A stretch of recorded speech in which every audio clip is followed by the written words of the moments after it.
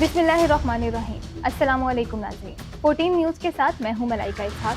सबसे पहले नजर डालते हैं आज की ताज़ा तरीन खबरों पर।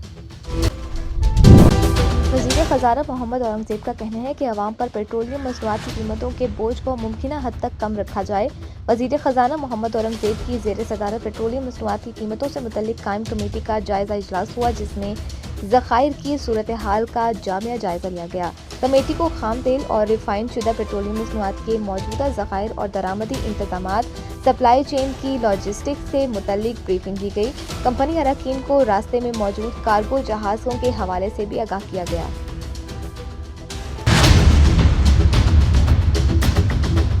साबिक गवर्नर सिंध कामरान टेसूरी ने गवर्नर हाउस में IT कोर्सेज करने वाले तलबा के लिए अहम और एक और बड़ा ऐलान करते हुए कहा कि IT तालीम का जो ख्वाब उन्होंने देखा था उसे हर सूरत पूरा किया जाएगा।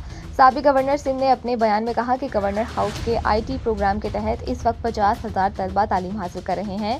उन्होंने तलबा को हौसला देते हुए कहा कि किसी को भी मायूस होने या हिम्मत हारने की ज़रूरत नहीं, मैं हर मुश्किल घड़ी में सबके साथ खड़ा हूँ।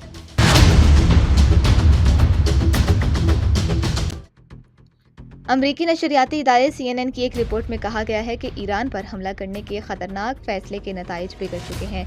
CNN की रिपोर्ट में कहा गया है कि ईरान पर हमला करने के फैसले के नताइज तवक्कुआत के बरक्स सामने आए और उसके असरात पेचीदा सूरत इख्तियार कर चुके हैं। रिपोर्ट्स के मुताबिक 28 फरवरी की सुबह ईरान के सुप्रीम लीडर आयतुल्लाह खामनाई आला हुकाम के साथ एक अहम इजलास में मसरूफ थे, जब खिते में कशीदगी अपने अरूज पर थी।